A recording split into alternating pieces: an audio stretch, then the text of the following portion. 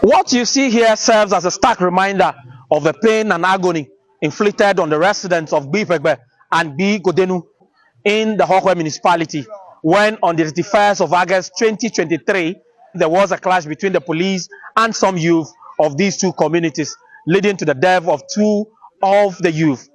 On that very day, several properties including motorbikes were set ablaze, and this you see behind me are a few of the motorbikes set ablaze on that very day. The pain lingers on one good year as families here tell us that bodies of the two persons who died in that incident are still lying in the morgue and buried.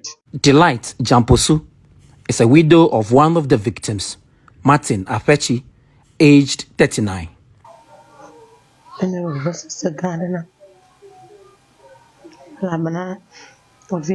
It's been very painful because we have a child together.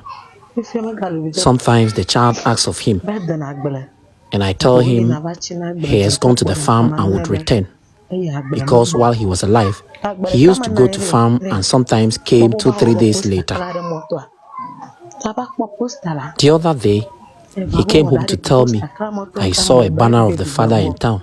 And I told him it was his birthday and that we'll be going together to celebrate with him. So since then, he's been disturbing me, asking me about the whereabouts of the father. The pain I bear will not stop even if he's buried. But he has to be buried so he can rest. He has to be buried. The clash on that fateful day followed an incident in which a police van was said to have chased and knocked down a native motorcyclist who was carrying a consignment suspected to contain Indian hemp.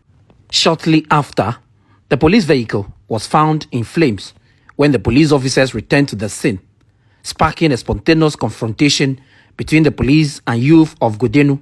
1 year on, aggrieved youth in the area took to the streets in remembrance of their fallen compatriots to demand for justice and also for the release of their bodies for burial. The police went on rampage, arresting anybody they could lay their hands on, torture and beat to pulp those innocent civilians arrested. Teachers of the Big Godenu MA Basic School, who were escorting school children to get home safely after school, were also not spared. They were assaulted by the police. As if this is not enough, the police who engaged in this unprofessional conduct without shame broke into people's shops, destroyed items worth thousands of Ghana cedis, and stole some of the items as well as money. In the case of Mr. David Aspebian, the bullet hit him in Bipegbe close to the runabout, even though the police were carrying out their wicked and inhumane act in Big Godenu.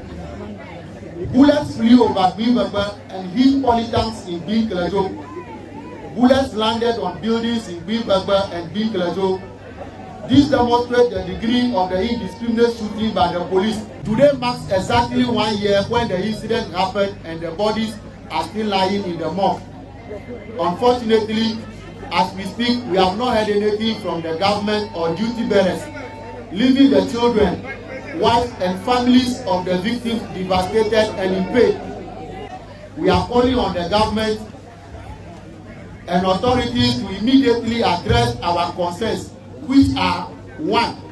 Consult the families of the victims with regards to the funeral and burial of the victims as soon as possible and the families compensated.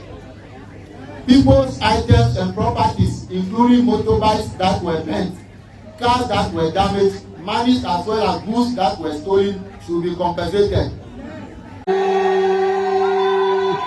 Part of the demands residents here are making include the call for a compensation for persons who suffered some form of torture on the very day the incident happened.